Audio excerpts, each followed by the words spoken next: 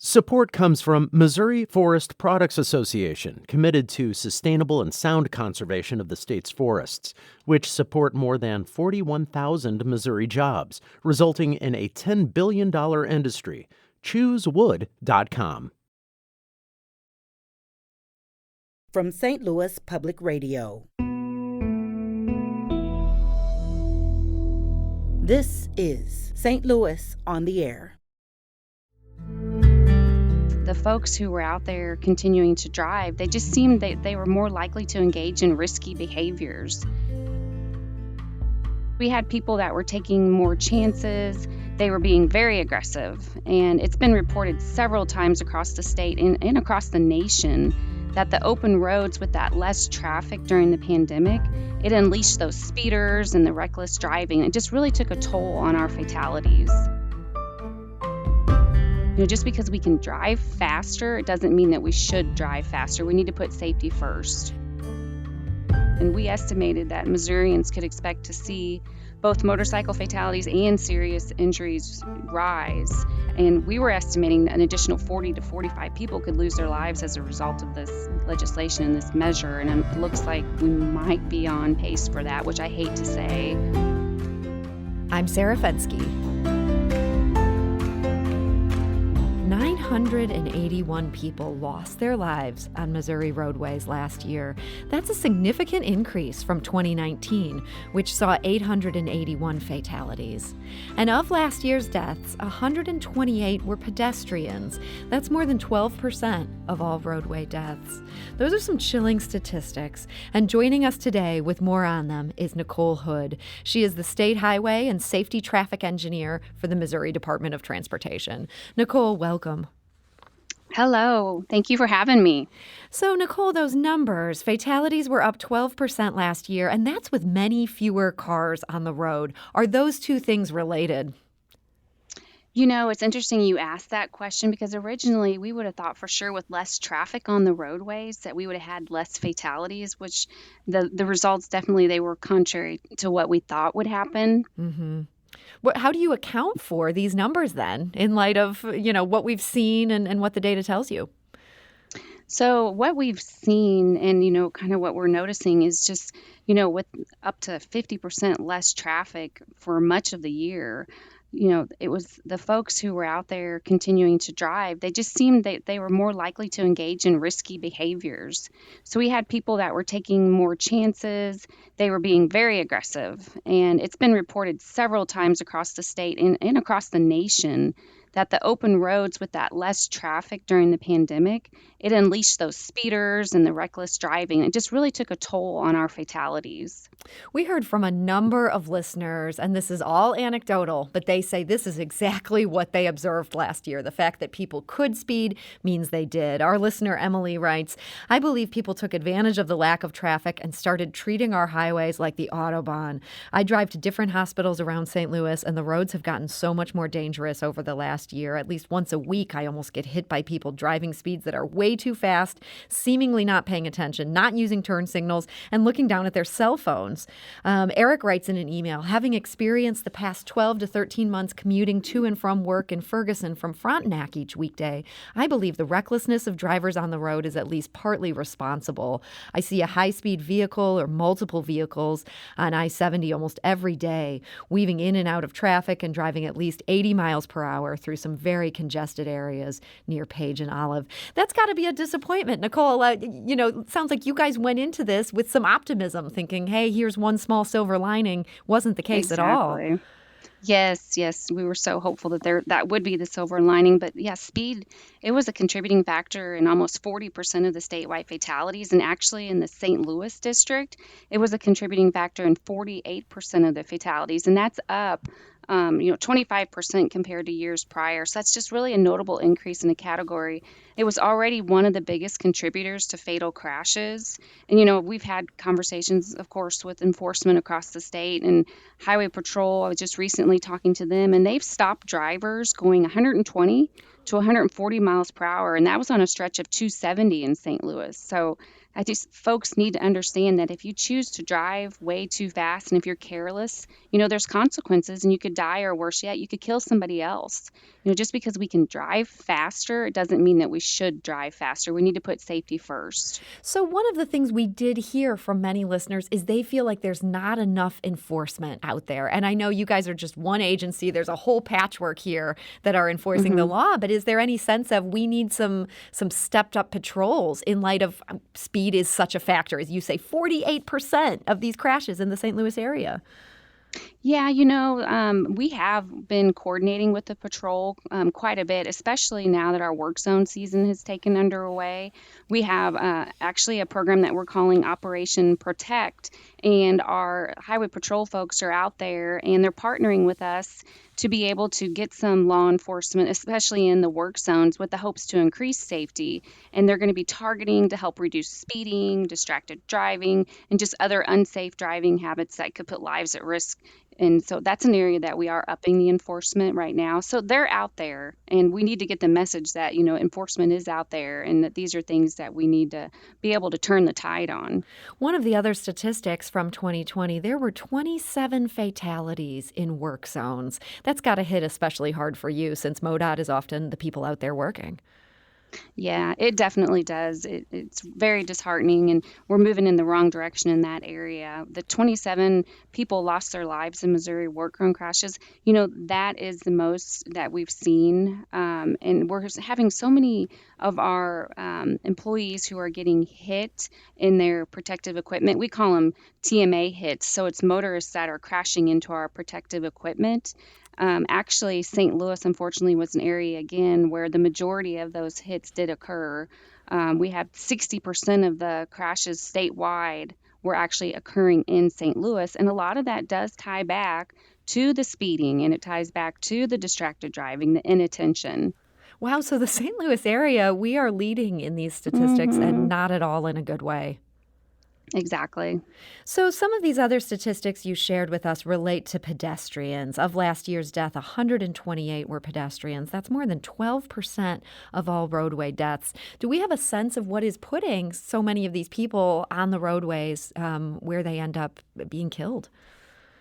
Well, we do look at that information, and believe it or not, a lot of those are not in actual crosswalks. So the pedestrian fatalities are occurring along the roadway. And I hate to even say this, but, St. Louis District definitely did have over 40% of the statewide pedestrian fatalities last year. And we're seeing that once again, it's the speed of vehicles, it's the failure to yield. There's alcohol, there's drug impairment by not only the people driving the vehicles, but also pedestrians. And then you have that distraction and inattention again. So when you say these people were not in crosswalks, it sounds like from how you're elaborating on that, this is not a case of somebody who's trying to cross the street. This is somebody who's maybe on the side of the road. In some cases, are these people who've been involved in a non-fatal accident and still end up a fatality?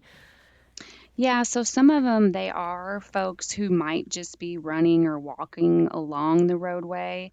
We do have those other, I guess we call them the non-traditional pedestrians. So those are the folks that didn't necessarily begin their trip as a pedestrian. So they started off driving in their car, and then they ended up exiting their vehicle for one reason or another. Maybe they had car trouble or they were in some type of crash, but they end up getting out of the car and then they get struck by another vehicle. And it's often on these high speed roadways.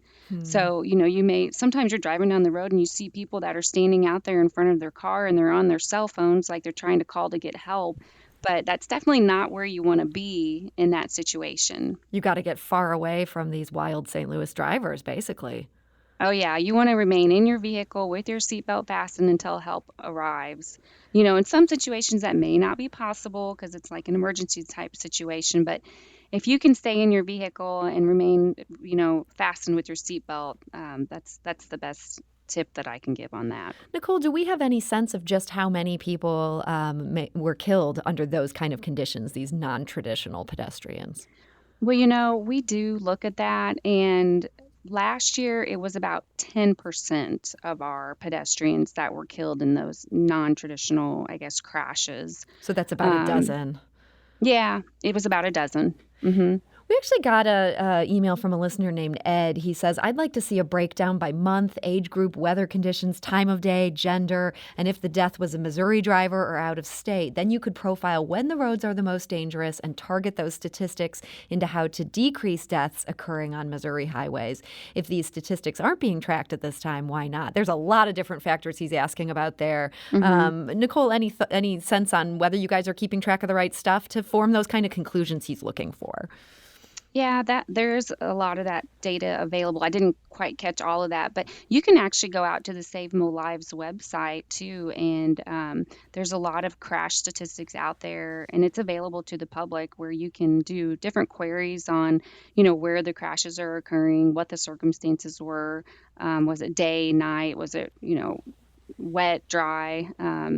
So there's a lot of great information out there, and we are actually tracking a lot of that because the data is very important, and we use that data to be able to execute some of the projects and things that we implement and some of the improvements that we implement.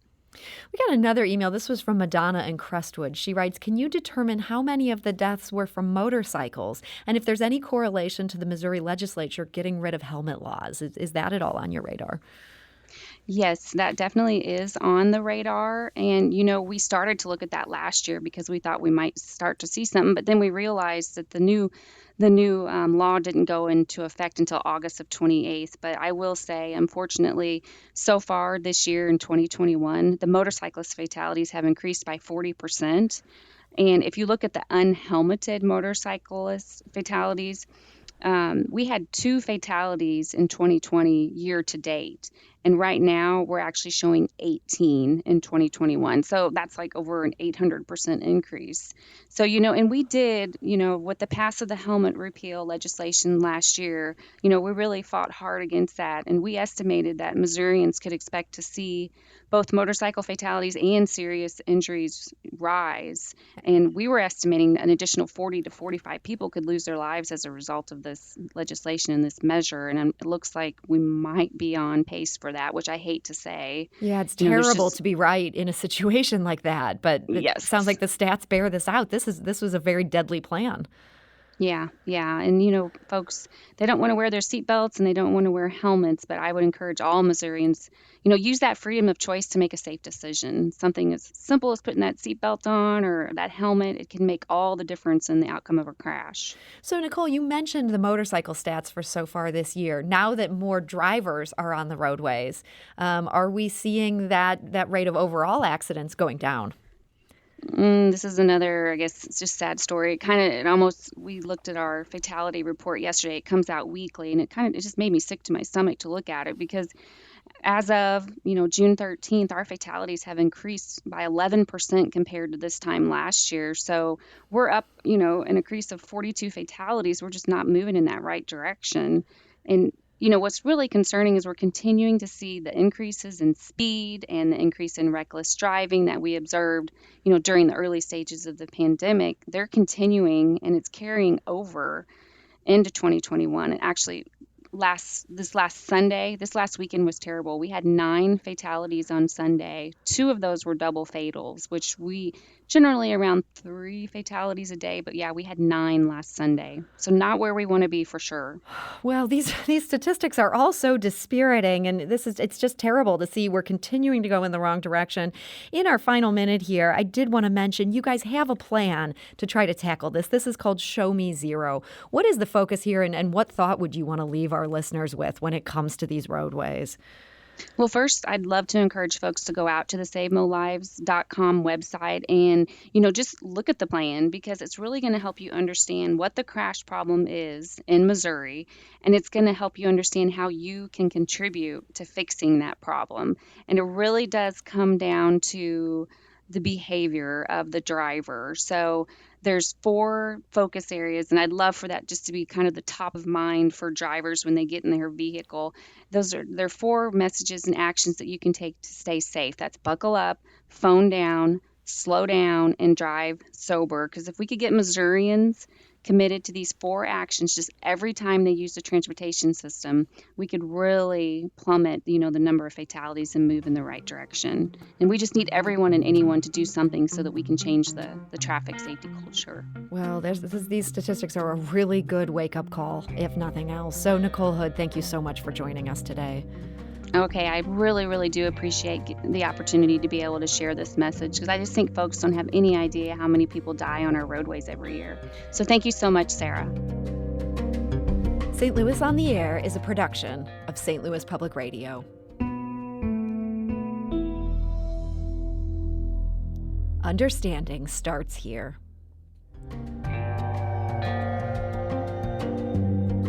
If you learned something new from today's episode, consider leaving us a review and rating on Apple Podcasts on the App Store. It's the easiest way to help people discover our show. We appreciate it. Thank you. St. Louis Public Radio is a member-supported service of the University of Missouri, St. Louis.